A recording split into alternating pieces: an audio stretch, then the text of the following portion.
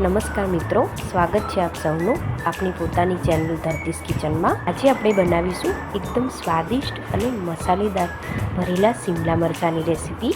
આ રેસીપીની ખાસ વાત એ છે કે બહુ જ ઓછા તેલમાં એકદમ પરફેક્ટ અને ટેસ્ટી શિમલા મરચાં બનશે। તો ચાલો મિત્રો, સમય બગાડ્યા વગર આજની એકદમ સ્વાદિષ્ટ અને ટેસ્ટી રેસીપી શરૂ કરીએ।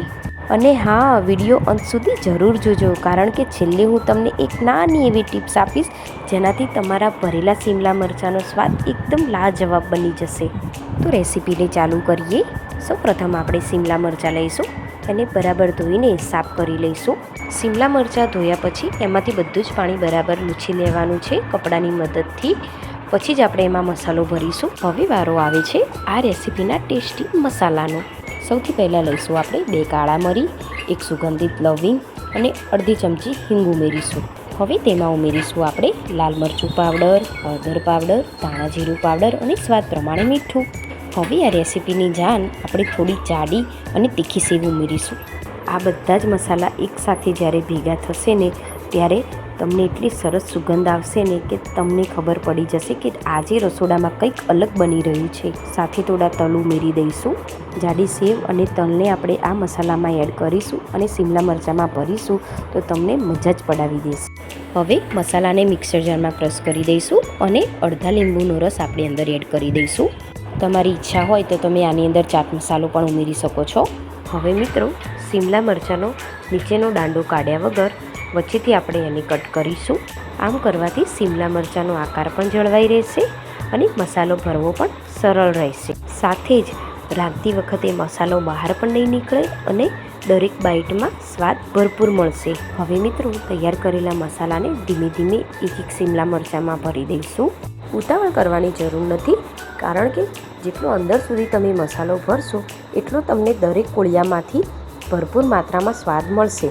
મિત્રો, શિમલા મરચાં ભરતી વખતે એક નાનકડી ટિપ્સ યાદ રાખવાની છે।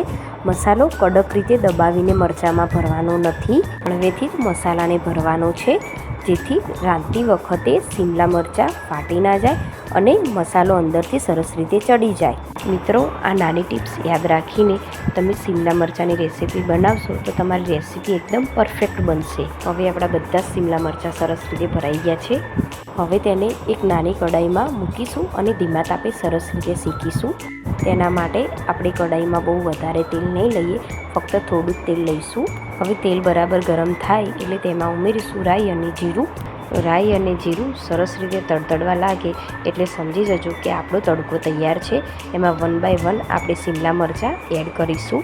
આ નાનકડો તડકો જ શિમલા મરચાંના સ્વાદ અને સુગંધમાં વધારો કરશે। બધા જ શિમલા મરચાં હવે આપણે કઢાઈમાં ઉમેરી દીધા છે। મિત્રો, એક વાતનું ખાસ ધ્યાન રાખજો કે મરચાં ઉમેર્યા પછી એને હલાવવાના નથી કે ફેરવવાના નથી, એને ધીમી આંચે થવા દેવાના છે। શિમલા મરચાંને મેં એક બાજુથી ધીમી આંચે થવા દીધા હતા।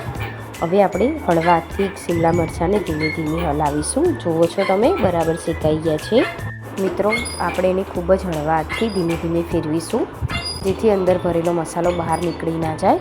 શિમલા મરચાં એક બાજુથી બરાબર શેકાઈ ગયા છે।